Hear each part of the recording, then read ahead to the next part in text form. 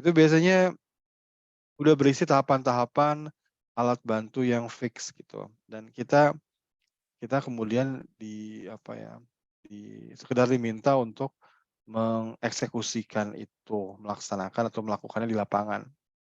Nah, kalau dalam metodologi KP ini sebetulnya kalau Bapak Ibu sudah tahu prosesnya, bahan-bahannya apa saja, setelah itu silakan buat sendiri ya. Harus harus berkreativitas kita Bu, Pak, ya. Nah itu memang agenda dari awal, kami tuh begitu Bapak Ibu ya, kami merasa wah ini selama berpuluh-puluh tahun gitu kita dicekokin sama barang-barang metodologi perubahan perilaku impor, padahal yang tahu masyarakatnya lebih lebih apa, lebih dekat gitu mestinya kita gitu. Tapi kok, apa namanya, metodologinya impor. Belum lagi ada lagi yang impor-impornya kalau impornya barangnya agak fleksibel sih nggak apa-apa ya, itu jadi buat pembelajaran buat kita gitu. Tapi ada kalanya, apa namanya, teman-teman yang memasukkan metodologi dari luar itu bersifat kaku, ya. Saya nggak tahu Bapak Ibu ada nggak yang pernah mengikuti, PKH ya, PKH untuk pertemuan bulanan, itu ada tuh metodologi yang dari dulu tuh yang buat ada 2 pihak ya, satu ya bersama-sama dengan Kemensos, tapi satu itu UNICEF dan yang kedua itu, Bank Dunia, World Bank. Yang World Bank itu kaku banget, bahkan di-timing Bapak Ibu, di-timing, "Berapa menit ini?" "Oh udah kelebihan." Wah, itu di level lapangan pun dilakukan seperti itu. Dan toolsnya ya itu, nggak bisa nggak bisa berubah, harus begitu, harus pakai lembar lembar kerja ini, harus pakai permainan ini, jadi harus yang sudah disediakan. Nah, kalau misalnya teman-teman di lapangan itu tidak menangkap, apa namanya, intisarinya gitu ya, maksudnya apa, di balik itu apa, takutnya entar kita cuma bisa tergantung gitu sama produk-produk impor ya. Nah karena itu ini sesi bagus sekali sebetulnya Bu, Bapak, untuk kita sama-sama belajar, ini gimana nih cara buat tools komunikasi untuk perubahan perilaku. Nah kalau yang saya, ingin sampaikan itu lebih ke KP ya, karena ini yang di wilayah yang saya, kerjakan selama ini. Nah, boleh saya share screen ya, Dok Basra ya? Silakan Mas Rizal. Oke ya, coba ya, moga-moga sudah terlihat screen-nya. Ini Sudah, Pak internet Masnya Rizal. nggak? Sudah, Sudah ya? Pak. Oke. Saya mau buat kan sedikit complicated dulu pertama kali ya, agak kompleks kesannya, tapi sebenarnya gampang. Nanti di belakang saya tunjukkan, sebetulnya hal yang mudah. Cuma kalau dibuatkan ilmiah, nah ini bicara ilmiah itu kadang kala penting Bapak Ibu ketika kita bicara ke pengambil kebijakan, ke pihak kampus gitu, bahwa apa yang kita lakukan pun tuh itu ada basis ilmiahnya gitu. Itu praktek-praktek yang ada dasarnya kok. Nah pertama, kalau kita mau buat tools itu apa sih yang perlu kita, ketahui atau kumpulkan terlebih dahulu informasinya. Ini masalah dan tujuan. Jadi jangan pernah kita buat tools ketika teman kita bilang, "Tolong buatin tools dong, kita buat ini malaria." Oh oke, boleh, malaria. Jadi tanya dulu, misalnya dari sisi knowledge-nya. Yang perlu diketahui khalayak sasaran itu apa? Oh ini mereka harus tahu bahwa kalau berobat tuh harus sampai tuntas, kalau nggak sampai tuntas nanti malaria bisa muncul lagi, oke. Terus pertanyaan berikutnya, kalau sikap gimana? Apa yang perlu ditunjukkan sikap mereka? Sikap itu lebih ke pilihan gitu ya, pilihan mana yang mereka lebih suka, mana yang mereka lebih dukung gitu ya. Kadang-kadang mirip dengan, kita buatkan pertanyaan itu dalam bentuk perilaku. Jadi kalau orang udah mau nyasar sikap itu sebenarnya udah nyasar ke perilaku ya.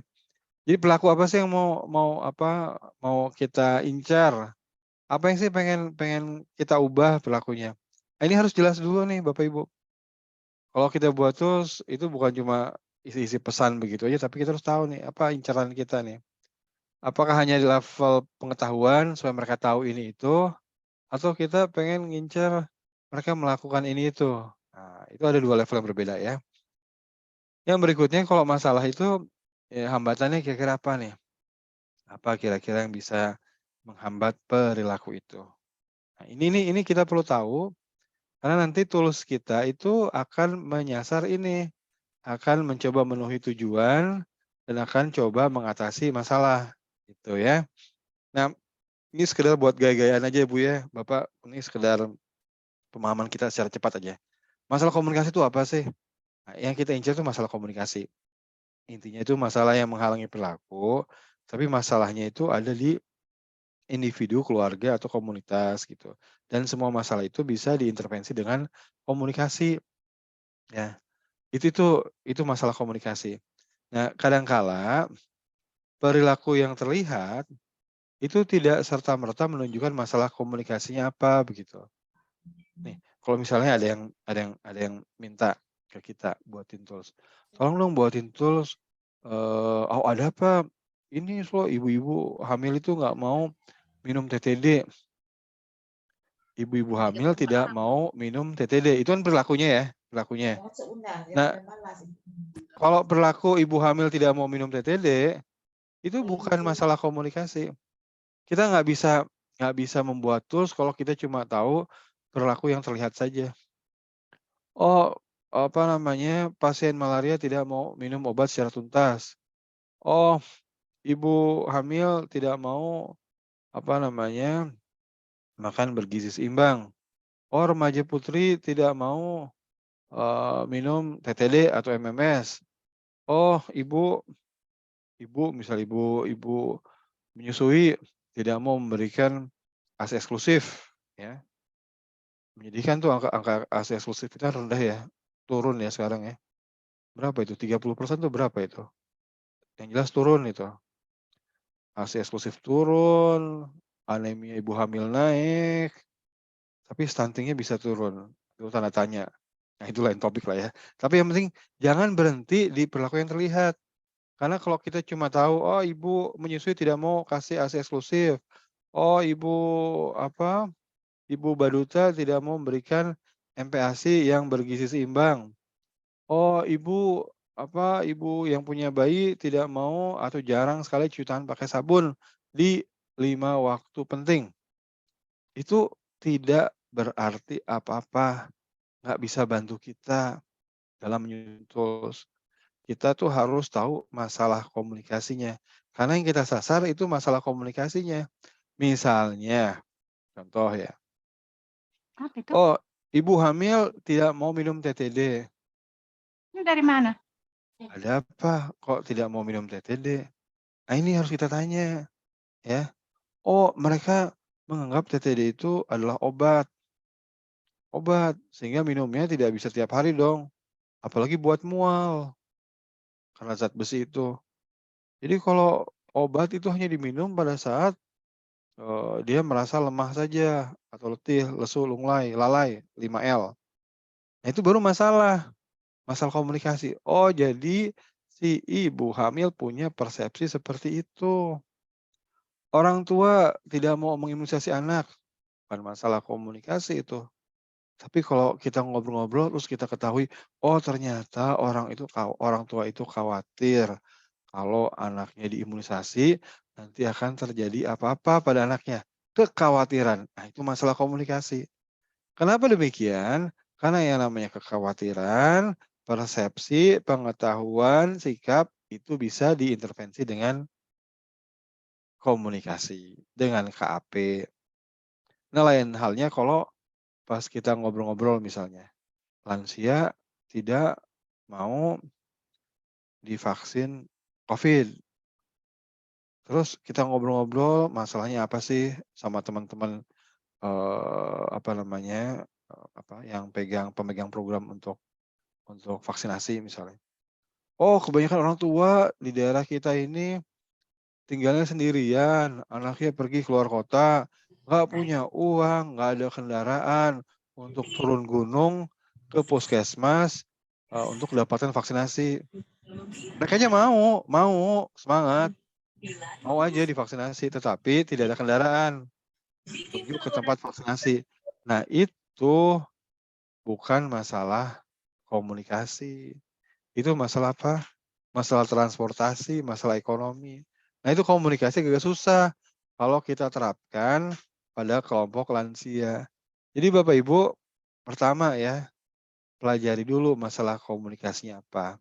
Nanti tools kita, tools KP kita itu harus nyasar ke sana, gitu ya. Ini contoh yang TTD tadi itu ya. Ibu hamil tidak mau minum TTD, ya bukan masalah komunikasi. Ngobrol-ngobrol sama TPG ya, atau Bu Bidan di Poli KIA, karena tidak suka rasanya mual, karena merasa darahnya normal sehingga tidak perlu tambah darah, karena sudah makan cukup, karena takut minum TTD itu ntar tinjanya hitam, atau lebih suka produk lain. Nah, ini contoh-contoh masalah komunikasi. Nah, tinggal kita fokuskan dulu ya ke masalah yang paling umum gitu ya. Jadi masalah komunikasi itu bisa di tingkat pengetahuan, sikap, persepsi, perasaan mampu gitu ya. Atau norma di sekitarnya, atau pada perasaan. Ya. Jadi identifikasi dulu masalahnya apa. Dan saya pengen titip pesan ini Bu, ya Pak, hati-hati menyimpulkan masalahnya adalah pengetahuan. Ini gaya akademik kayak gini nih. Gaya akademik itu biasanya teman-teman profesor itu menganggap bahwa warga tidak tahu. Nah, para pengambil kebijakan juga suka ketularan. Warga belum paham. Kalau sebagai bahasa politis nggak apa-apa. Jadi, warga belum paham tentang manfaat imunisasi buat anak, nggak apa-apa, bahasa politis. Tapi kalau bahasanya program, buat kita yang menyusun tools, wah jangan sampai kita terjebak pada masalah pengetahuan. Karena kebanyakan perilaku-perilaku kesehatan itu masalahnya bukan pengetahuan. Saya bilang kebanyakan ya Bapak Ibu ya. Rokok, orang merokok. Oh dia belum tahu bahaya merokok, tidak punya pengetahuan tentang bahaya merokok. Oh jangan salah, mereka tahu pasti. Mereka tahu bahwa bahaya merokok itu apa gitu. Bahkan dilihat tiap hari dibungkus rokoknya. Apakah kemudian itu mengurangi perilaku merokok mereka? Enggak juga gitu. Jadi jangan sampai kita bilang masalah pengetahuan. Oh ASI tidak tidak memberi akses eksklusif, masalahnya pengetahuan. Apa nggak tahu sih akses eksklusif? Tahu. Nah, saya bilang begini supaya gini Bu, Pak, kalau kita hanya menyebutkan masalah pengetahuan, maka solusinya adalah memberi pengetahuan, sekedar mentransfer, sosialisasi, woro-woro di media massa, buat poster cuma itu aja. Tapi dalam kenyataannya nggak semudah itu sebetulnya. Nggak semudah ngasih skrip ke robot, terus robot itu jalan. Nggak kayak gitu. Imunisasi, tidak mau imunisasi, ada kekhawatiran. Kekhawatiran itu bukan pengetahuan. Dia tahu, tapi kalah sama kekhawatiran dia. Kekhawatiran akan efek samping. Kekhawatiran bahwa ini adalah barang tidak halal. Misalnya. Itu kekhawatiran, itu jauh lebih tinggi mengatasi pengetahuan, ya. Atau misalnya, pasien TB tidak minum obatnya sampai tuntas. TB reguler harusnya minum 6 bulan, sebulan minum udah merasa seger gitu, terus ditinggal. Wah, dia tidak tahu bahwa, minumnya harus tuntas. Dia tahu harus minum secara tuntas, cuma dia belum sampai di tahap khawatir bahwa kalau minumnya tidak tuntas, ada bahaya mengintai. Nah, jangan-jangan yang harus kita incar adalah kekhawatiran dia, rasa takut dia, bukan pengetahuannya, ya. Iya, bahwa untuk mencapai rasa takut, rasa khawatir yang bisa memicu perilaku itu, dia harus tahu dulu. Iya betul, dia harus tahu. Tapi tahunya itu pengetahuannya. Kalau udah masuk kekhawatiran, itu tidak boleh disampaikan secara datar. Jadi kalau masalah pengetahuan ya Bapak Ibu ya, kita itu sampaikan ke orang, ini loh bahayanya kalau apa namanya, tidak minum, obat secara tuntas. Itu pengetahuan tuh nggak ada bumbunya, nggak ada emosinya gitu loh, plain, datar ini loh. Seperti kita nulis skrip, masukin itu ke robot, dia scan, dia baca, dilakukan. Kan nggak gitu ya, nggak gitu. Jadi kalau kita tahu, wah ini orang belum ada kekhawatirannya nih, kita pengen sasar kekhawatirannya. Maka tools kita itu harus kita buat supaya orang itu khawatir, takut. Beda dengan cuma sekedar menyampaikan skrip aja. Harus dengan misalnya cerita yang menakutkan, harus ada dialognya, harus ada perumpamaan yang menunjukkan gambaran yang mengkhawatirkan dan sebagainya gitu ya. Nah, itu Bu, pertama ya Bapak, Ibu, masalah komunikasi dan tujuannya.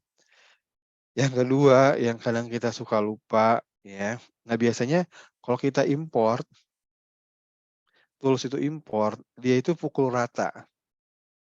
Biasanya dia itu mau momen atau platform atau kegiatan komunikasinya itu eksklusif. Misalnya semua yang taruhlah yang tools-tools yang besar gitu ya, misalnya, eee, appreciative inquiry, positive deviance, PLA, SARA, ya. Itu pasti membutuhkan, tempat, waktu khusus. Jadi kalau kita bicara di mana komunikasinya berlangsung, oh itu di sebuah pertemuan, lamanya 2 jam, 4 jam, bahkan kayak STBM di awal tuh berapa hari gitu, atau PLA 5 hari. Oh, nah itu biasanya kalau tools import gitu, karena apa, kenapa? Karena dia tidak melihat, momennya di lapangan seperti apa. Momen itu penting atau platform ini penting untuk menyesuaikan tools kita. Misalnya, untuk mengedukasi ibu hamil agar mau minum MMS. MMS itu ini ya, calon penggantinya TTD, multi mikronutrien suplemen. Oh, itu apa aja, momen atau platform komunikasinya? Oh, di ruangan ANC, di Poli KIA, ada tuh kesempatan buat bidan mengedukasi ibu hamil. Berapa lama? Ya paling 3 menit, 5 menit. Oh, setelah pemeriksaan ya, terus ada waktu ngobrol 3 menit sampai 5 menit. Oke, berarti toolsnya harus kita buat untuk 3 menit, 5 menit. Untuk ngajarin tentang, gizi seimbang, isi piringku. Oh ada tuh di Posyandu. Oh Posyandu gimana kesempatannya? Oh Posyandu kesempatannya tidak bisa ngumpul di satu waktu sih, mungkin bisa buatkan 3 waktu gitu ya. Tapi nggak boleh lama-lama karena ibunya kan mau pulang. Berapa lama? 20 menit. Oke 20 menit. Situasinya gimana? Agak rame-rame sih, nggak tenang gitu. Kalau kalau pertemuan khusus kan di ruangan khusus, tenang, eee, pesertanya juga datang dengan tujuan untuk mengikuti pertemuan 2 jam, 3 jam misalnya. Ini enggak, kalau Posyandu ya udah pas mereka belum pulang 20 menit lah kita buat edukasi. Nah, jadi toolsnya harus disesuaikan dengan momen atau platform komunikasi yang ada. Oh, kalau 20 menit sih nggak bisa lah diskusi-diskusi terlalu serius. Wah, ini harus dibuat lebih ke permainan yang bisa menarik perhatian, rame-rame dan sebagainya gitu.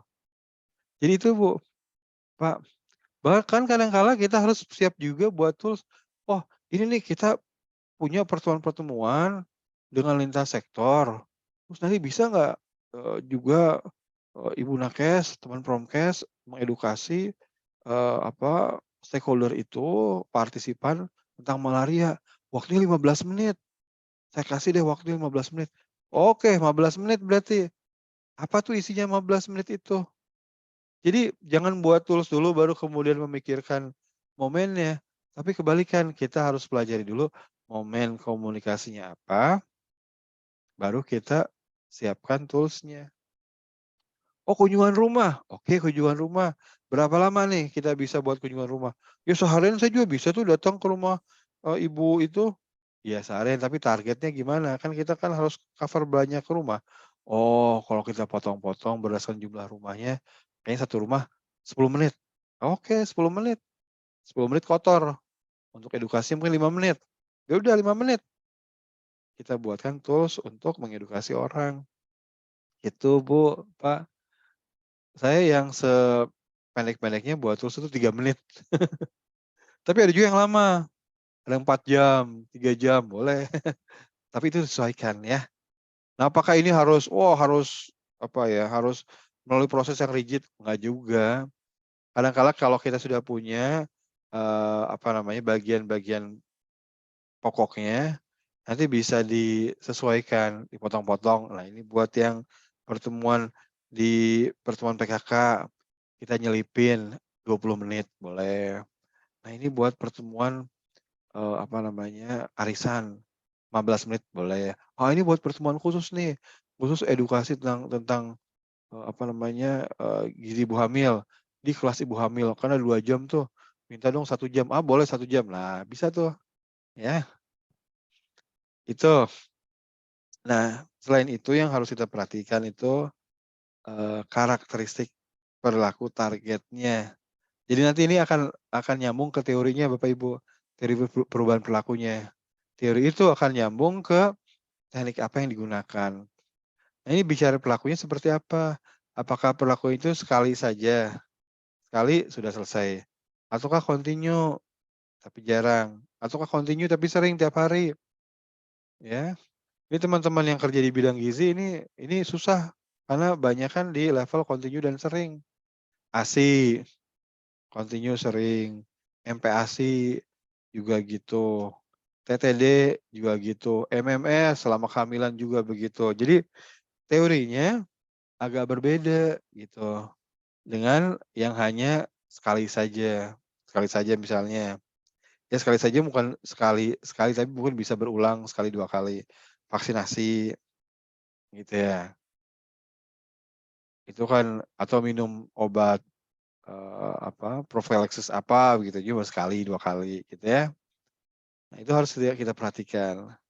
Kalau continue, nah itu kan perlu ada juga tools-tools untuk, menguatkan ya. Nggak bisa sekali, harus ada tools menguatkan, mengingatkan kembali. Jadi kalau misalnya sesinya di posyandu, itu yang namanya MPASI itu nggak bisa sekali sesi udah gitu. Harus ada tools-tools yang kita gunakan untuk mengingatkan si ibu, untuk perilaku itu berjangka panjang ya. Terus apalagi, ini ada urusan adiksi. Ya ada perilaku-perilaku itu ya Bu ya, Pak, yang dasarnya itu karena ada adiksinya gitu, ketergantungan, narkoba, rokok, makan juga, ya makan. Makan tuh susah loh, ngatur perilaku makan agar orang misalnya tidak tidak makan atau minum yang gula, garam, lemak tinggi gitu. Karena di situ kan di makanan itu kan adiktif gitu. Nah gimana itu, ya. Apakah perilakunya independen atau sosial? Nah itu juga kadang-kadang teorinya beda lagi. Ada pelaku yang memutuskan dia sendiri, ada pelaku yang dipengaruhi juga oleh orang lain gitu ya. Nah ini karakteristiknya, individu atau sasarannya. Nah sekarang saya pengen bawa Ibu Bapak untuk masuk ke wilayah bahasan tentang kerangka tools KAP. Jadi kalau KAP itu pertama, itu kan dibuat berdasarkan sejumlah metodologi, digabung-gabung lah gitu Bapak Ibu ya, diramu-ramu. Belum final, tapi ya paling nggak kita bongkar dulu ya beberapa ramuannya. Pertama adalah proses fasilitasi sebetulnya.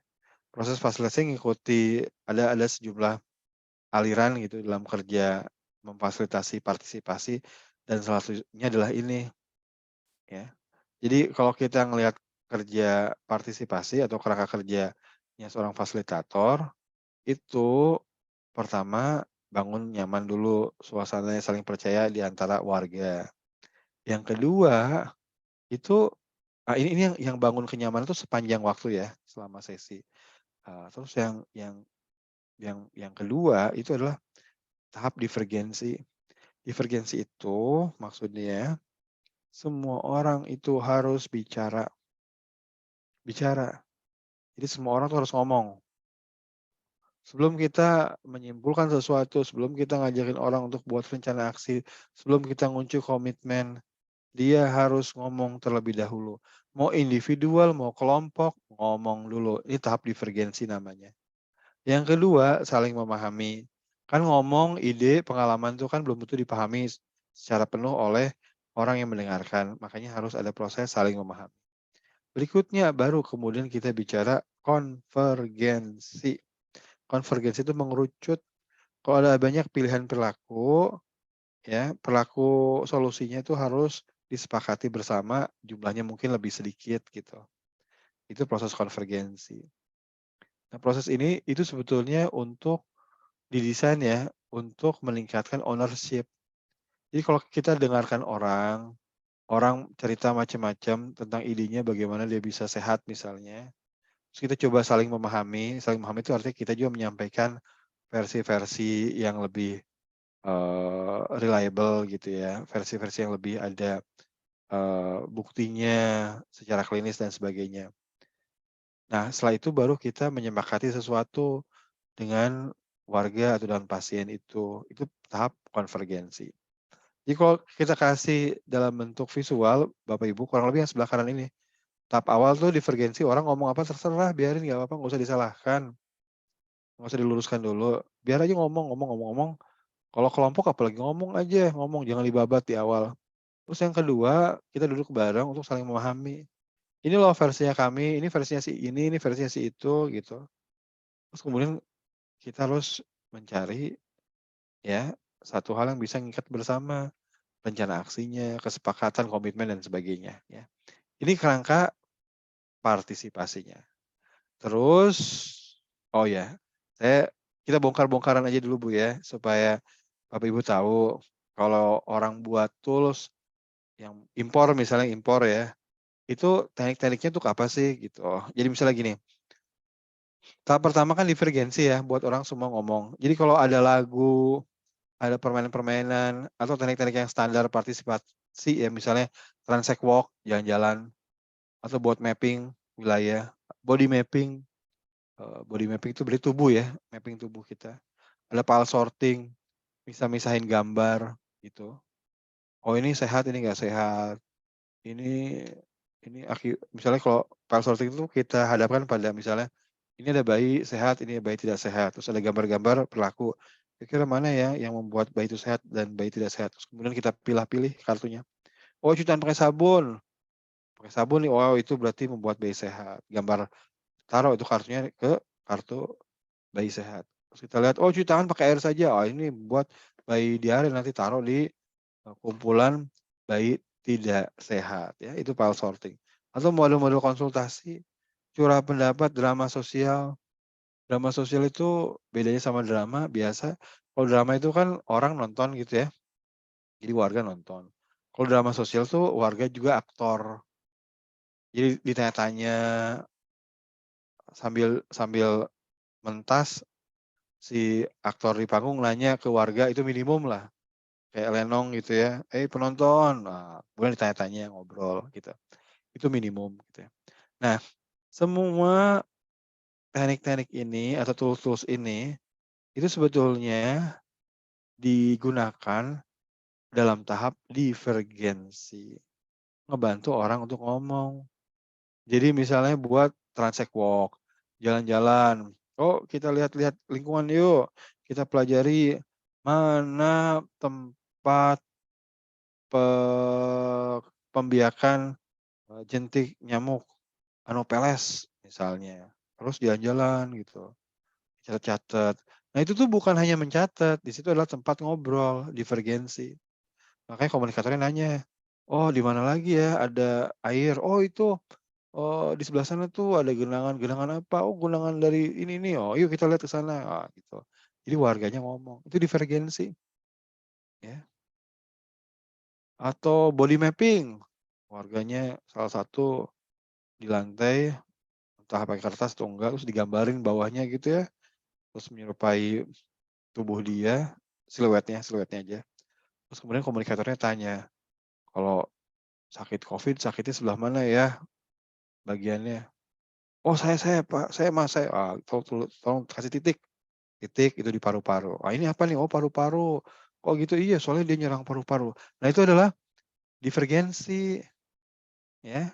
Jadi supaya Bapak Ibu tahu, ini tools-tools yang dibuat impor itu ada metodologinya sebetulnya, cuma kan nggak dibongkar ya.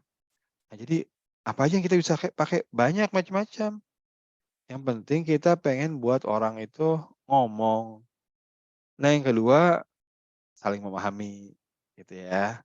Dialog, saya jawab, atau kalau kita ngomong kita pakai perumpamaan kalau model KAP ya, atau cerita. Terus konvergensi, ini dalam rangka untuk menyepakati sesuatu nih misalnya. Bisa pemilihan, bisa voting, bisa multi voting, bisa negatif voting, bisa pakai macam-macam lah gitu ya.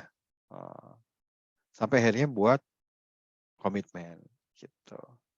Nah semua ini kalau dalam KAP itu juga bisa disandingkan dengan model KAP itu sendiri. Mirip-mirip sih sebetulnya. Jadi kalau di sini tuh menambah keakraban. Ya, gimana ya tahap bangun keakrabannya gimana? Ya. Terus saling mendengarkan bicara tahap divergensinya sama mutual understanding-nya gimana nih? Mengunci komitmen, ini tahap untuk konvergensinya gitu ya. Nah, struktur sekarang kita bicara. Struktur kalau dalam tools KP berarti apa dong strukturnya?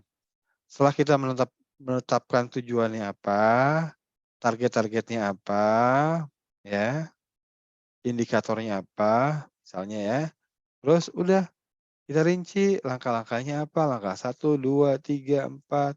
Langkah-langkah untuk buat warga nyaman kayak gimana. Langkah warga, kalau KP kan modelnya bermain dan belajar gitu. Gimana nih bermain sama belajarnya. Dan tahap ketiga kunci komitmennya kayak gimana. Gitu. Tahap pertama, ini pernah kita bahas ya, waktu di pertemuan awal tentang ini apa namanya, moment of truth. Gimana menggunakan 5 menit pertama untuk bangun suasana. Jadi sebagian ya dari langkah pertama itu moment of truth gitu ya. Nah ini semua ya dituliskan Bapak Ibu dalam bentuk 1 instruksi, 2 pertanyaan-pertanyaan, ya, 3 penjelasan-penjelasan. Gini loh cara ngejelasinnya, perumpamannya begini, gitu Bu, Pak. Jadi sesederhana itu sebetulnya ya. Kalau Bapak Ibu mau berkenan saya kasih contoh. Ini contoh yang sedang saya buat untuk MMS atau multi micronutrient supplement ya. Jadi kan kita harus tahu dulu masalahnya. Sorry ya dalam bahasa Inggris ya Bapak Ibu ya. Gini, MMS atau multivitamin ibu hamil ya, itu bagus persepsi orang. Kalau TTD kan tablet tambah darah, obat gitu. Dan memang itu dikategorikan obat sih. Kalau dalam kategorinya, klasifikasinya Badan POM, karena kan 30 miligram. Lebih dari TTD itu 60 miligram. Sementara batasnya itu yang disebut suplemen itu 30. Di atas 30 itu obat. Jadi nggak salah juga masyarakat punya persepsi bahwa itu obat. Tapi kalau MMS itu punya impresi yang bagus, itu vitaminnya banyak, komplit, lebih bagus daripada TTD, tidak menyebabkan mual gitu. Produknya sementara ini ya produknya Amerika dan halal gitu. Orang ini saya pakai teorinya stages of behavior ya, jadi perilaku yang ada tahapannya. Nah, orang mau nggak nyoba? Mau coba. Jadi nggak ada masalah mereka untuk mencoba pertama kali, positif. Kadang ada masalah di buka tutup botol, karena botolnya pakai pengaman gitu ya. Nah, tapi yang jadi masalah adalah long term consumption-nya, pakai dalam jangka panjang. Kan 9 bulan ya, 9 bulan kali 30, 270 tablet tiap hari, kan berat itu. Jadi kadang malas, kadang lupa, kadang nggak nganggap penting lagi, kadang buat mual atau berbarengan dengan masa mual, misalnya kalau dalam trimester pertama gitu kan mual-mual gitu ya. Dan kemudian Bu bidan juga dukung, ya udah berhenti dulu gitu. Nah, padahal kita maunya kan terus gitu. Jadi ini problemnya itu ada nih problem jangka panjang nih. Gimana agar mau melakukannya dalam jangka panjang gitu ya. Terus itu masalahnya gitu ya. Itu tujuannya ya kurang lebih ya pengen mengenalkan orang pada manfaat MMS dan memotivasi mereka menggunakan dalam jangka panjang gitu. Nah sekarang ininya apa namanya platform atau momennya. Oh ada kelompok, ada individual, ada kelas ibu hamil kalau kelompok, ada kumpulan bumil di posyandu atau di polindes. Kalau individual di mana? Ya di waktu ANC lah, pemeriksaan kehamilan atau kunjungan rumah. Waktunya kurang lebih ya 20-30 menit lah kalau buat kelompok. Karena ibu hamil kan nggak bisa lah kita minta mengikuti edukasi 1 jam itu nggak mungkin lah. 20-30 menit tuh udah cukup gitu ya. Terus kalau yang individual, kalau di layanan ANC ya 5 menit. Kalau kunjungan rumah ya bisa lebih lega lah 20 menit misalnya gitu ya. Nah, terus ini kita hasil assessment cari-cari tahu nih apa, oh di ruang tunggu bisa kelas ibu hamil, posyandu gitu ya. Nah, setelah itu kita harus siapkan dulu pesannya. Pesan itu mulai pesan dari apa ya kira-kira yang bisa memotivasi ibu hamil untuk minum dalam jangka panjang. Ramuan kami adalah ada manfaat jangka panjang dulu, kepintaran anak. Terus tarik ke sebelah sebelum tidak terlalu panjang, artinya dalam waktu 9 bulan. Itu adalah persalinan lancar. Terus ada manfaat yang harus kita jadikan manfaat yang agak-agak jangka pendek. Kemudian kita rumuskan itu sebagai 3E. 3E itu 3 enak. Enak makan, enak badan, enak tidur. Nah, jadi itu struktur pesannya harus kita temukan dulu. Baru kemudian kita mainkan untuk materi-materi di tahap kedua tuh untuk yang belajarnya terutama gitu ya. Kita buatkan nih cara-cara menjelaskan dengan perumpamaan.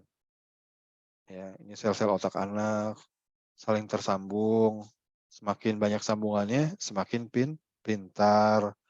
Ibarat kota yang jelas bukan Jakarta kali ya. Jakarta macet. Tapi kalau sebuah kota jalannya banyak, lebar-lebar, maka kemana-mana akan cepat. Kalau jalanannya sedikit, sempit-sempit, macet. Kalau kita tanya anak, nah 23 kali 4 berapa? Waduh, berapa ya Mak ya? Macet itu. Berarti jalanannya kurang lebar, kurang banyak. Nah, gimana caranya membuat jalanan yang banyak dan lebar? Nah, kalau jalan ya dibuatnya dari aspal, kerikil, semen. Kalau jalan itu ya Bu ya. Kalau otak anak itu dibangunnya waktu masih janin. Nah, gimana atau apa yang membuatnya? Yang buat adalah sambungan-sambungan itu yang buat adalah zat besi. Nah, MMS mengandung zat besi. Bukan hanya zat besi, tapi juga vitamin-vitamin yang mendukung penyerapan zat besi. Vitamin vitamin C, vitamin A, dan kuprum. Nah, itu membantu penyerapan zat besi. Nah, kita harus siapkan ininya juga, Bu, Pak. Ya. Jadi jangan hanya permainan aja. Kalau permainan aja nanti kontennya nggak ada. Ini kontennya kita siapkan. Nanti ini yang kita sampaikan ke ibu hamil, ya. Terus, nah kalau di model MMS itu kita pakai lagu.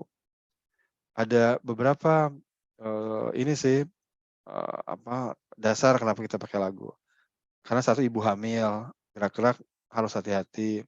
Kedua, ada lagu-lagu yang ada ini aura keagamaannya gitu. Nah, pada saat seorang ibu itu sedang hamil, mereka itu sebenarnya sedang lebih dekat sama penciptanya atau secara spiritual tuh lebih lebih kuat gitu. Sehingga harus pesan-pesan itu juga mengandung kesan keagamaan gitu. Nah, kita sih nggak pengen ngajarin hal-hal yang bersifat agama ya, karena nakes kan nggak ngerti gitu ya. Kan bukan tokoh agama gitu ya. Ya sebagian paham tapi ya sebagian besar kan enggak ya. Jadi kita tuh hanya bisa menyampaikan kesan yang kuat bahwa ini adalah sesuatu yang terkait dengan religi gitu, tanpa harus kita menyampaikannya secara eksplisit. Makanya kita cari lagu-lagu, akhirnya ketemu lagunya lagu shalawatan gitu ya. Ini istilahnya laduni karena laduni yang dipakai di Jawa Timur. Jawa Timur itu teman-teman UNER menamakan MMS sebagai laduni, ya. Nah, kalau ibu bapak pakai lagu, nanti arahnya itu ke penggunaan lagu untuk bermainnya, ya. Di tahap kedua belajar dan bermain. Gimana nih menggunakan lagunya? Ini ada sejumlah lagu yang kita buat ya. Nah, kalau lagu di ini coba ya, saya kasih contoh. Kalau lagu di dalam pembelajaran model KAP, salah satunya adalah ini, bahwa kita itu pengen orang tuh nyanyi, langsung bisa nyanyi sendiri gitu, hafal, ya, dan mereka menyanyikannya minimum 6 kali. Jadi target menyanyikannya 6 kali, ya. Gimana tuh nyanyi minimum 6 kali? Apalagi ibu hamil, harus ada strategi. Makanya kalau strategi yang standar gitu kan, ya udah kita tunjukin liriknya, terus nyanyi sama-sama. Itu udah 2 kali tuh. Setelah itu buat kelompok. Misalnya ada 9 ibu hamil buat 3 kelompok. Masing-masing kemudian dikasih waktu 4 menit untuk latihan. Latihan apa? Latihan untuk lomba menyanyikan lagu MMS. Nah, misalnya gitu ya. Kasih 4 menit tuh mereka supaya latihan, dan mereka latihannya tuh untuk menyanyi dan juga bergerak. Jadi mereka harus tunjukkan suaranya yang oke dan gerakan yang oke. Gitu ya. Oke dalam pengertian main-main aja kok. Terus mereka latihan 4 menit. Dalam 4 menit itu udah nyanyi bisa sampai 3 kali, 4 kali tuh. Udah dapat 5 kali. Terus kemudian kita bertanding. Masing-masing tampil, terus kita videokan, nanti kita bagi ke mereka. Nah itu udah 6 kali, udah minimum. Nah setelah itu baru kita membahasnya. Lagu tadi tentang apa ya Bu ya? Oh tentang MMS. Apa tuh MMS? Multivitamin. Multi artinya apa? Apa ya? Banyak, iya banyak. Kasih botolnya ini loh. Nah, lihat coba ada vitamin apa aja. Yuk baca sama-sama. Nah, vitamin A, B, B-nya apa aja? B, 1, 2, 3, 6, 12. Terus vitamin C, D, E. Terus vitamin apa lagi? Oh ada TTD, zat besi, asam folat. Ada kuprum, ada zinc, ada selenium. Oh macam-macam. Totalnya berapa Bu? 15. Tarik botolnya. Coba siapa yang bisa menyebutkan kembali vitamin-vitamin yang tadi kita pelajari singkat itu, dapat hadiah. Kemudian lomba. Model-model gitu, ya. Jadi, nah ini yang kita sebetulnya strukturkan dengan model yang 3 langkah tadi Bapak Ibu. Jadi pemanasan dulu 5 menit. Di pemanasan 5 menit itu isinya salam, penjelasan tujuan, mengenalkan tim, kenalan juga sama ibu-ibunya, terus bermain, langsung bermain. Bermainnya apa? Ya bermain lagu dan gerak. Ya, permainan pemanasan di KAP kan gitu ya. Macam-macam banyak, satu sama satu boleh, marah menari boleh, topi saya bundar boleh, pada hari Minggu boleh, kupikir-pikir boleh, dan banyak ragamnya. Pilih satu aja. Satu aja. Ini untuk yang tahap pertama. Terus yang kedua, bermain dan belajar. Ya, kita ajak mereka, yuk kita belajar tentang MMS yuk, dengan cara nyanyi dulu, nyanyi. Yang tadi itu tuh. Terus nanti kalau ada topik lain boleh gitu ya. Kalau di MMS tuh ada belajar buka tutup botol, diajarin. Pertama kita kasih botolnya, terus mereka coba-coba sendiri. Nggak bisa, sini Bu saya ajarin Bu. Gini caranya, tekan, tahan, putar. Pada bisa semua, kita lomba yuk. Lomba siapa yang bisa cepet-cepetan buka botol. Angkat tangannya, 1, 2, 3. Kelompok 1 ini yang juaranya, kelompok 2 ini, terus kemudian masuk ke semifinal, final, dan sebagainya. Nah, karena ini adalah pelaku jangka panjang, 9 bulan, 30 hari, 270 butir, makanya ada bahasan tentang membiasakan. Gimana cara membiasakan? Pertama kita bahas dulu cara minumnya. Cara minumnya berarti tidak sehari 1, nggak boleh dirapel. Kalau kemarin lupa ya tetap sehari 1, nggak boleh dikodok. Ya. Terus minumnya nggak boleh sama teh, susu, kopi, obat mah, sama kalsium. Ya, kalau dapat kalsium dari Bu Bidan ya berarti diminumnya beda selang 2 jam ya. Nah, kemudian langkah membiasakan, ini pakai teorinya Fogg Behavior Model. Pertama harus tahu dulu sinyalnya apa. Bu, minumnya setelah melakukan apa? Oh, makan apa? Makan siang. Udah Bu, ingat Bu. Makan siang, baru minum MMS. Jadi sinyalnya harus dihafal dulu, makan siang. Setelah itu minum, bismillah, minum. Tahap kedua. Tahap ketiga, jangan langsung tidur, jangan langsung melakukan kegiatan yang lain, tapi kita harus bersyukur, diusap-usap perutnya, diajak bicara adik janin, terus kemudian berdoa, moga-moga persalinannya lancar dan adiknya jadi pintar. Nah, setelah itu masuk ke 3 langkah kunci komitmen. Nah, ini proses 20 menit dan maksimum 30 menit. Kalau buat teman-teman yang tidak belajar KP itu ngelihatnya, bagus sih, enaknya gampang gitu.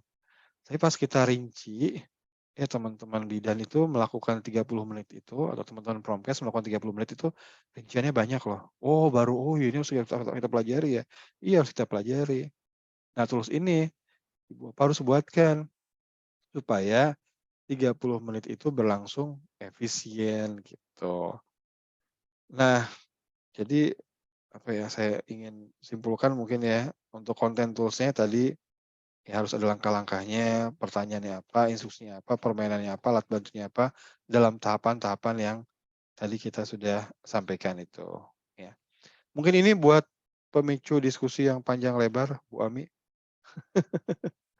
Moga-moga bermanfaat. Saya kembalikan dulu ke Bu Ami ya, silakan. Terima kasih Pak Risang, Bapak dan Ibu. Itu tadi materi yang sudah disampaikan oleh Pak Risang terkait langkah-langkah membuat desain tools KAP. Dan semoga apa yang disampaikan oleh Pak Risang ini semakin mencerahkan Bapak dan Ibu ya. Dan nanti dari kegiatan hari ini ada tugas untuk Bapak dan Ibu semua. Coba kita belajar bersama-sama, kita nanti bikin tools KAP secara tematik seperti itu. Nah, sebelum nanti kita lanjut mengerjakan tugasnya, silahkan Bapak dan Ibu mengajukan pertanyaan. Barangkali ada yang belum dipahami, silahkan langsung angkat tangan saja, Pak. Bapak dan Ibu, silahkan open mic.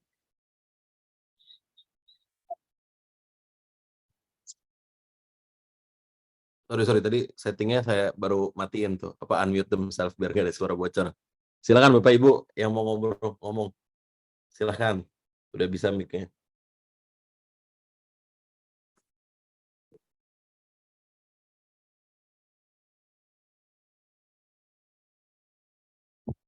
Bapak dan Ibu, semoga jelas ya dari apa yang disampaikan oleh Pak Risang. Kalau misalkan ada yang belum dipahami, bisa ditanyakan kembali.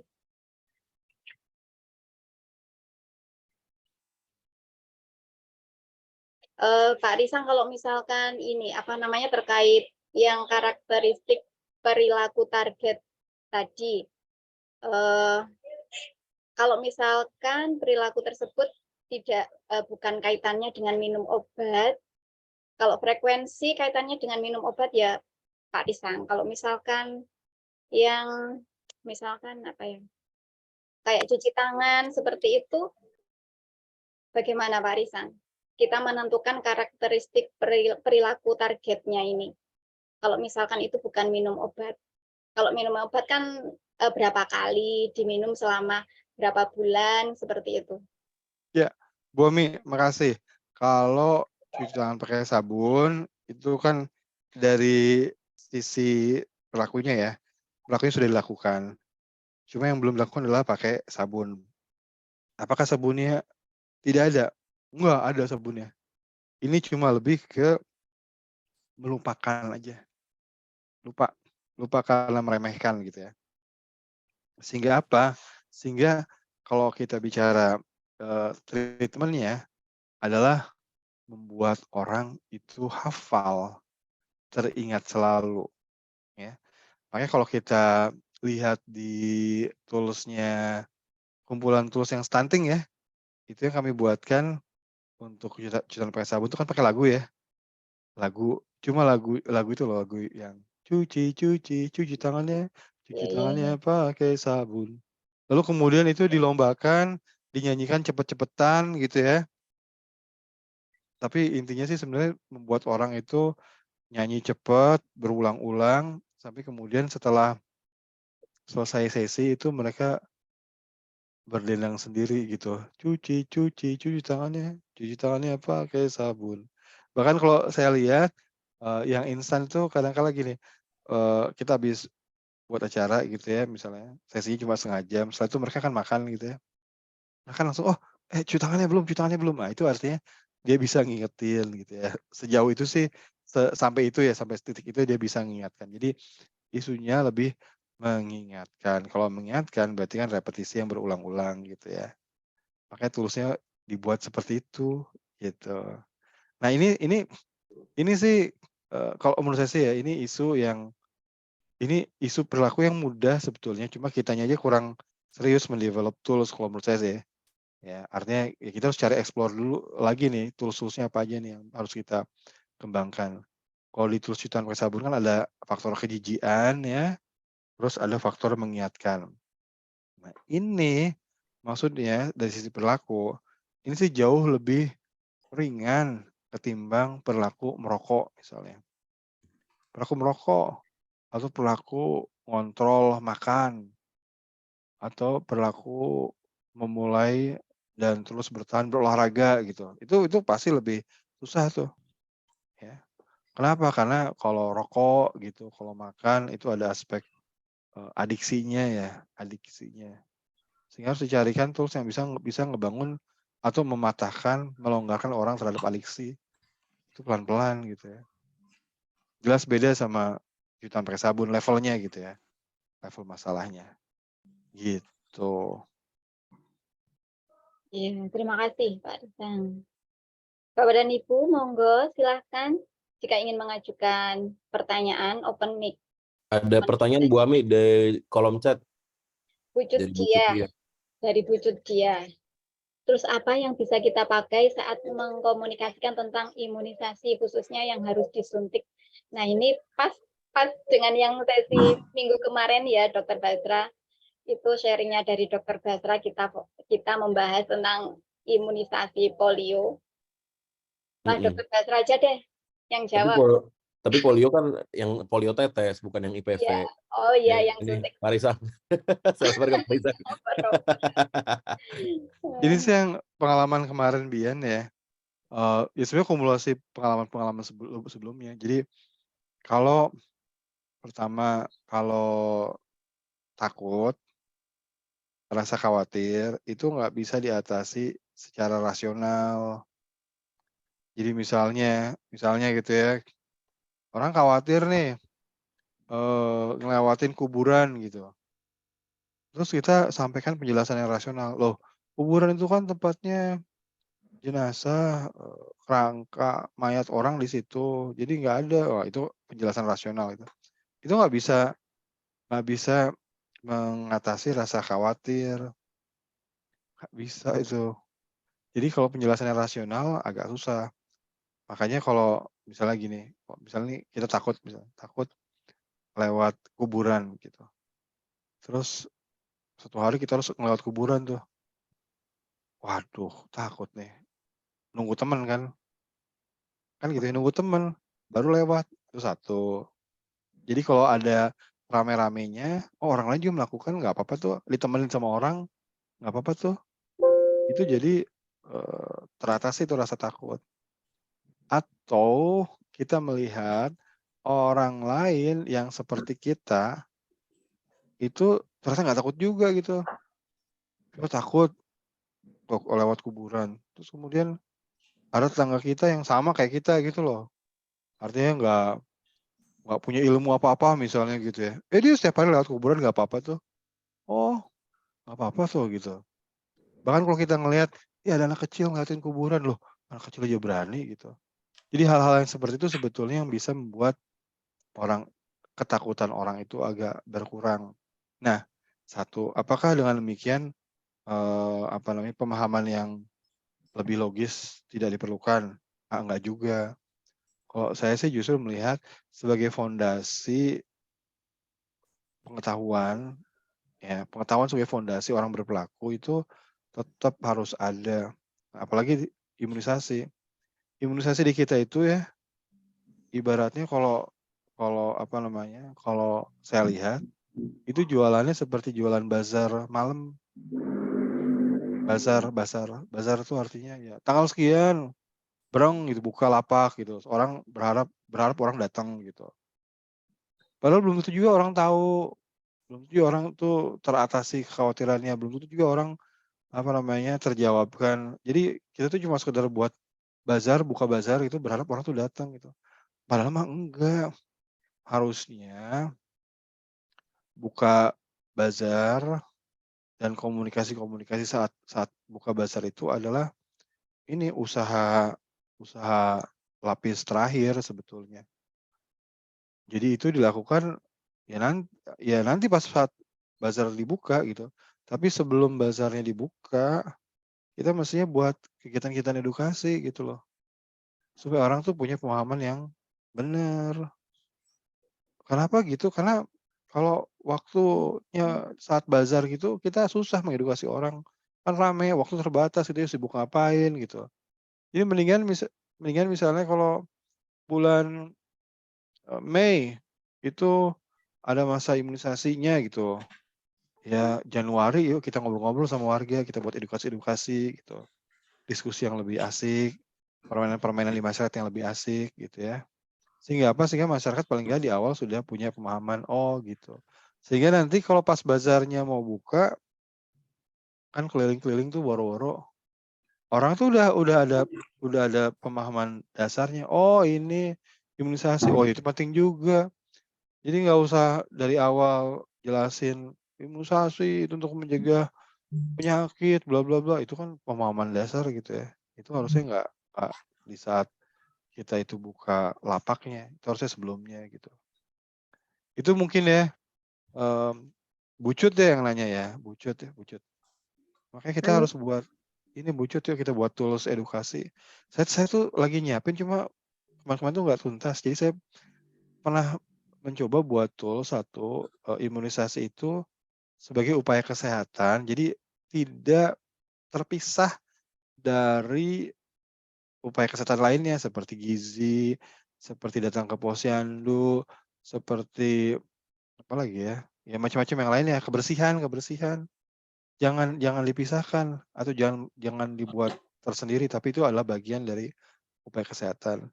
Nah, masyarakat harus punya pemahaman itu dulu, ya, baru kemudian kita bicara tentang edukasi imunisasi yang lebih spesifik gitu. Itu sih yang dulu sempat pengen dibuat, tapi ya belum tuntas gitu. Itu mungkin Bu Ami ya. Itu Terima Bucut kasih mungkin. Pak Risang.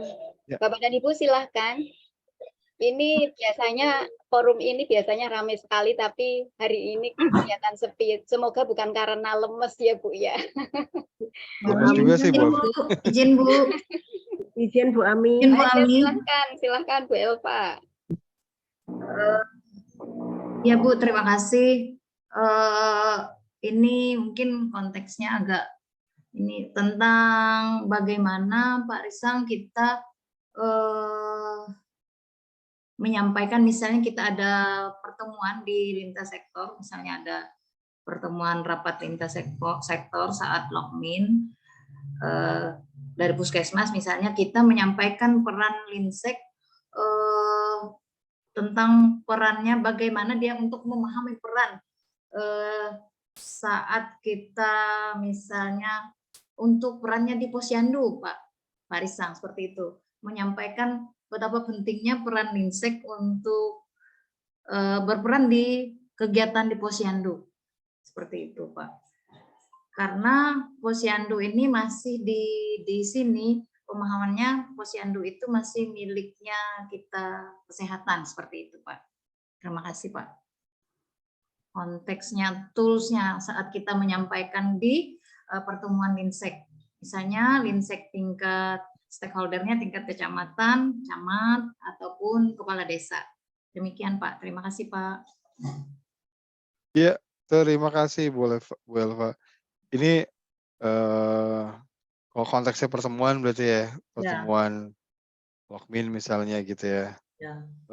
Khusus misalnya tentang posyandu mau kita bahas waktunya sejam. Kalau sama stakeholder sih saya sarankan kitanya partisipatif gitu ya. Kita berkonsultasi. Ya sampaikan aja misalnya kondisinya posyandu gini. Terus kemudian kita pengen agar begini-begini tapi mengalami hambatan seperti ini. Mohon masukannya Bapak Ibu. Kira-kira apa yang harus kita lakukan bersama-sama lebih lanjut nih untuk memenuhi tujuan-tujuan posyandu. Kemudian dari masing-masing kan bisa ngomong gitu ya, menyampaikan idenya. Nah ide itu kemudian harus kita olah gitu menjadi sebuah kesepakatan bersama. Nah kalau boleh saran, ini kalau bicara tools, mungkin Bu Elva bisa browsing tools untuk pengembangan konsensus atau rencana aksi bersama. Misalnya, tapi dengan cara yang lebih partisipatif ya.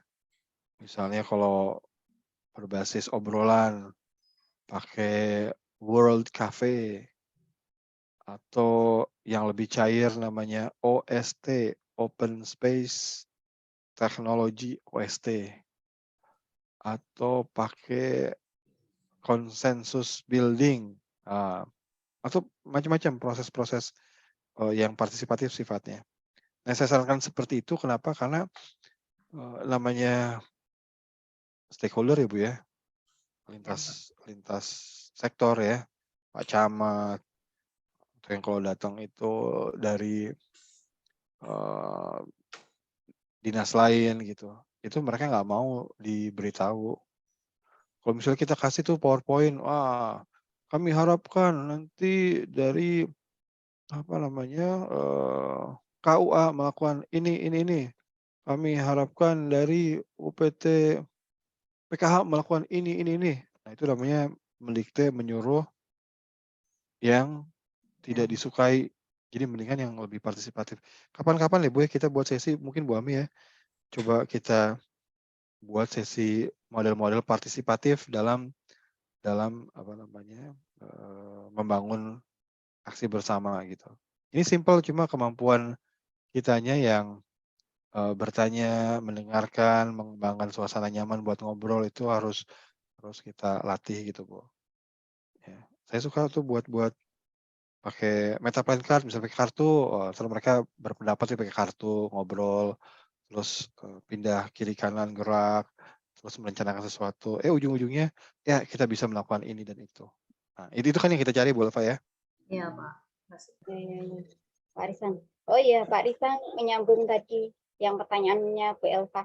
Kalau misalkan kegiatan seperti itu kita pakai kartu Metaplan untuk menggali misalkan peran lintas sektornya apa, agar mereka ini aja pakai kartu Metaplan itu Pak Risan. Iya. Bisa berarti ya. Bisa. Kartu Metaplan, disebut meta itu kan di atas, jadi di atasnya rencana, Metaplan, beyond planning di atasnya planning. Maksudnya apa sih?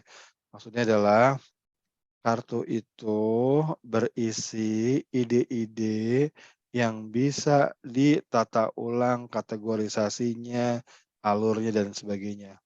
Makanya ini kadang-kadang saya suka lihat tuh ada agak keliru dikit ya.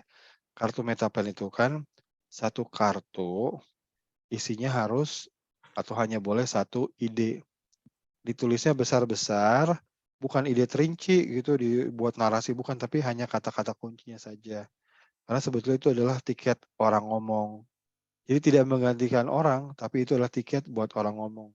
Nah, hanya satu saja idenya per kartu, supaya apa? Sebentar bisa di regrouping. Oh, mana nih ide-ide yang terkait dengan A? Oh, dikelompokkan, dipisah-pisahin. Kalau satu kartu isinya 2 ide kan harus dipotong dong. Ya, enggak kan, jadi nggak enak ya. Jadi satu kartu cuma satu. Bisa di regrouping, bisa dibuatkan alur, bisa dibuatkan itu.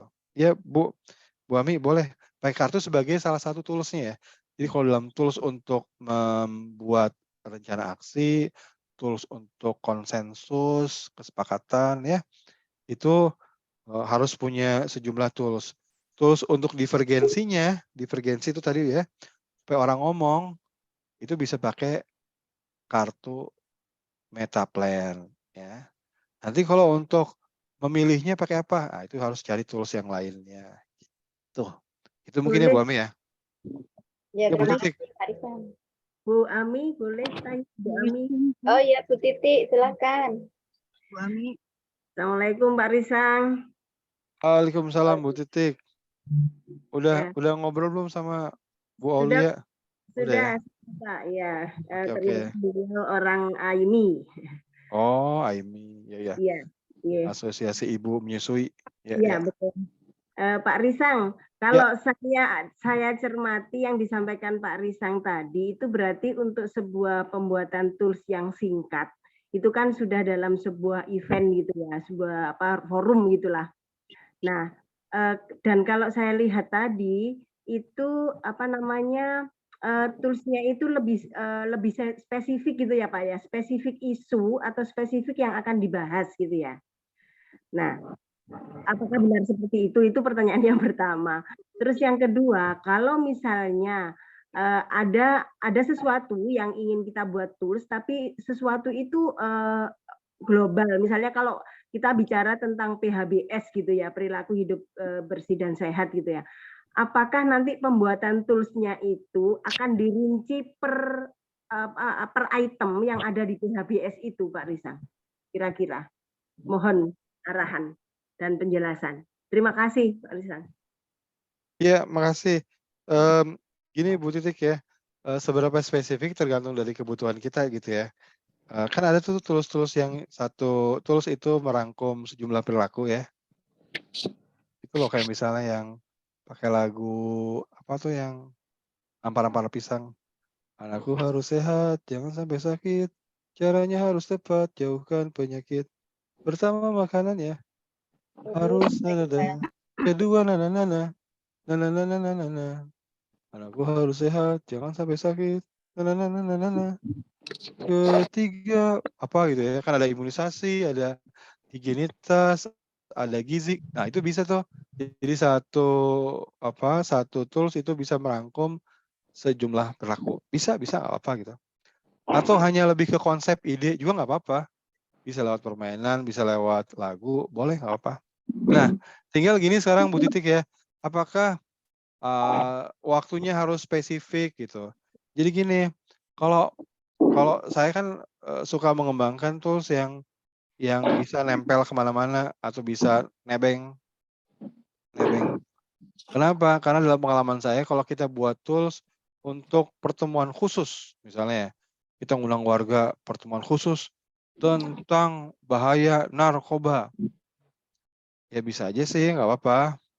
Kita buatkan itu. Sesi 1 jam atau 1,5 jam membahas tentang bahaya narkoba. Boleh, nggak apa-apa. Tapi ada kebutuhan lebih besar di mana kita harus buat tools-tools yang bisa buat nebeng. Nebeng apa? Nebeng majelis taklim. Ibu-ibu pada ngumpul. Kajian belum dimulai. Boleh nggak Pak Ustadz? Kita isi ya 15 menit tentang bahaya narkoba. Oh ya boleh. Wah pakai gambar-gambar boleh, pakai nyanyi boleh, pakai main tepuk-tepuk tangan boleh. 15 menit selesai itu, tapi pesan kita bisa sampai. Oh, misalnya pertemuan PKK, hari Minggu ada pertemuan PKK di rumah anggota PKK ya. Terus kita itu dong buat edukasi 20 menit aja. Oh boleh, tapi nggak ada tempatnya. Di luar aja tuh, di luar pada keluar tuh ya. Kita depan rumah gitu, di jalan. Oh ya udah nggak apa-apa. Nah, berarti kita siapkan terus untuk kegiatan edukasi 20 menit di depan rumah itu di di jalan setapak gitu. Nah, itu harus bisa gitu. Jadi memang Bu Titik ya, kalau pertemuan khusus ya boleh, tapi kebutuhan terbesar yang harus kita penuhi adalah nebeng-nebeng di kegiatan orang. Kelihatan orang. Ya kayak misalnya Bu ada pengajian Iya, Oh, betul. 20 menit dong. Ah, kayak gitu aja. Ya boleh sih buat kegiatan khusus 1,5 jam, 2 jam gitu boleh. Tapi ntar pelaksanaannya kan pasti terbatas deh. Iya. Harus nyiapin uang konsumsi Bu Titik. Nyiapin undangan, nyiapin ini. Gitu. Gitu Bu Titik ya. Oke, terima kasih Pak Risang. Makasih ya. Terima kasih Bu Titi. Sama-sama Bu Ami. Bapak dan Ibu, tidak terasa waktunya hampir 2:30. Dan Bunda-Bunda juga mestinya menyiapkan menu buka puasa nanti ya. Dan mungkin nanti kalau misalkan masih ada kendala atau ada hal-hal yang masih perlu ditanyakan kembali kepada Pak Risang, kita sharing dan diskusi di grup ya Bapak dan Ibu. Dan untuk sebenarnya bukan tugas, tapi kami dari tim ingin mengajak Bapak dan Ibu pelatih semua untuk dapat berkontribusi dalam pembuatan tools KAP ini. Kalau KAP kan tidak hanya, kalau selama ini kan kita mungkin mengenal tools KAP untuk materi stunting, mungkin seperti itu yang kita kenal untuk imunisasi, dan yang terbaru yang kemarin disampaikan yang pernah yang terbaru yang TBC belum pernah di-share memang, tapi Pak Risang research ya, Pak Risang ya, TB. Nah, kami mengajak Bapak dan Ibu semua berpartisipasi agar materi atau tools KP ini dapat dibuat untuk materi yang lain secara tematik. Mungkin bisa PTM atau jiwa atau bisa juga penyakit menular yang lain, DBD dan sebagainya, atau bahkan mungkin edukasi pasien dirawat inap itu saya rasa kok bagus, misalkan pakai KAP seperti itu. Nah, teman-teman perawat belum pernah ada sih. Bisa Pak Risang ya, kalau misalkan edukasi pasien, kepatuhan obat ketika dirawat inap oleh perawat itu masuk ya kalau misalkan pakai metode KAP ini loh Pak Risang. Oh, sangat masuk, sangat masuk. Jadi kalau dalam penelitian komunikasi itu ada namanya masa kritikal orang mengubah perilakunya. Ada masa-masa di mana orang itu lebih mudah mengubah perilakunya karena dia tahu ini posisinya di titik nol. Titik nol itu artinya dia tahu dia harus berubah, udah lupakan yang kemarin, dia berubah. Itu biasanya tahun baru misalnya. Tahun baru udah, tahun lalu lupain ya, sekarang saya berubah di tahun baru, saya mau melakukan ini itu. Nah, atau kalau cara orang Islam itu sebetulnya Idul Fitri. Idul Fitri kenapa disebut? Wah, kembali ke suci itu maksudnya dinolkan. Yaudah, kemarin-kemarin salah-salah, sekarang saya mau berubah begini. Atau di saat orang habis melahirkan, ibu hamil baru melahirkan. Ah, ini anak baru nih, harapan baru nih. Saya pengen ke depannya anak saya jadi apa-apa. Dia punya harapan baru, itu juga namanya clean slate. Clean slate itu apa ya? Slate papan baru gitu ya. Lembar baru. Termasuk ketika orang itu dalam masa penyembuhan, hampir sembuh misalnya ya. Ya, atau dia udah menyadari, wah saya harus berubah nih perilakunya. Itu termasuk clean slate juga. Ini pertanyaan yang sama pernah disampaikan sama teman-teman ini promotor kesehatan PKRS ya, yang rumah sakit. Ini gimana nih KP nih, kita nggak bisa melakukan. Enggak, justru itu adalah masa kritikal di mana orang lihat look forward, lihat ke depan gitu, melupakan yang ke belakang. Itu adalah masa di mana orang itu lebih mudah untuk mengubah perilaku. Ya termasuk nanti nih habis Idul Fitri nih. Jadi kalau misalnya kita pengen mengedukasi orang, misalnya Indonesia nih terutama ya, makannya diubah gitu ya. Nah itu ngontrol makan. Itu ini pada saat puasa ini nih, ya pada saat Idul Fitri itu diedukasi supaya masyarakat melihat lagi, mereview kembali cara makan dia dan mau mengubah perilakunya agar lebih baik gitu. Jadi gitu ya Bu Ami ya, clean slate, lembar baru penting. Iya, terima kasih Pak Risang. Nah, seperti itu Bapak dan Ibu, semoga berkenan untuk ikut berkontribusi juga supaya nanti ini tools KAP ini berkembang lebih banyak seperti itu Pak Risang, dan juga kami mengajak Bapak dan Ibu pelatih semua nanti dari apa yang coba diuret-uret, diurek-urek draftnya mungkin atau hasil dari Bapak dan Ibu menyusun tools KAP, coba kita konsulkan kepada Pak Risang, dan kalau misalkan sudah ACC dari Pak Risang atau sudah sesuai, nanti coba kita sharingkan di webinar umum KAP yang jadwalnya 1 minggu yang setelah webinar pelatih KAP itu ya Bapak dan Ibu, yang jadwalnya bergantian dengan webinar pelatih. Nah, seperti itu Bapak dan Ibu, mohon mohon masukannya. Kira-kira berkenan atau boten. Jadi dari hasil kegiatan kita hari ini, kita itu ada semacam tools KAP yang kontribusinya dari Bapak dan Ibu pelatih. Nah, saya rasan-rasan sama Dr. Basra kemarin, kalau misalkan dari Bapak dan Ibu pelatih banyak yang bikin, nanti kita dokumentasikan. Kayak kemarin yang lagu-lagu, banyak dari peserta juga yang mengirim lagu-lagu. Nah, itu coba kita kumpulkan, kita dokumentasikan, kemudian kita share kembali kepada peserta agar semua dapat belajar. Nah, monggo Bapak dan Ibu. Bu Ami, Dalam. nanti kalau untuk membantu, saya buatkan template aja mungkin ya. Wah, ya. Template-nya, saya Boleh, buatkan boleh. template-nya dalam bentuk tabel gitu. Nanti Bapak Ibu tinggal ngisi-ngisi gitu. Nah, Perumpamannya betul, apa, ya. kalau lagunya apa, tahapannya gimana, 1, 2, 3, tinggal isi gitu. Setuju ya Bapak dan Ibu, sudah dibuatkan template dari Pak Risang, nanti mudah tinggal bikinnya. Mau ya Bapak dan Ibu, ayo Pak Arif Rahman. Setuju. Pak Arif Rahman mana suaranya? Ya Mbak Ami. Nanti bisa berpartisipasi juga ya Pak Arif ya. Yes ya Mbak Ami. Asik. Ya Bapak dan Ibu semua juga demikian. Pak Heri, saya tunggu karyanya. Bu Elva, Bu Farida, Bu Fitria, Pak Indra, Pak Muhlas juga. Ya Bapak dan Ibu semua, pokoknya coba kita bikin, terus nanti dari forum pelatih KAP ini kita punya kenang-kenangan atau punya apa ya Dokter Basra, apa ya namanya Dok? Ya, database. Dokter Basra lagi nyetir. Rekam jejak Bu Ami. Ya seperti itu loh. Nanti dari forum pelatih KAP ini nanti kita sharingkan ke forum besar agar banyak teman-teman yang bisa belajar juga seperti itu. Baik Bapak dan Ibu, waktu terus berjalan. Terima kasih hari ini sudah bergabung.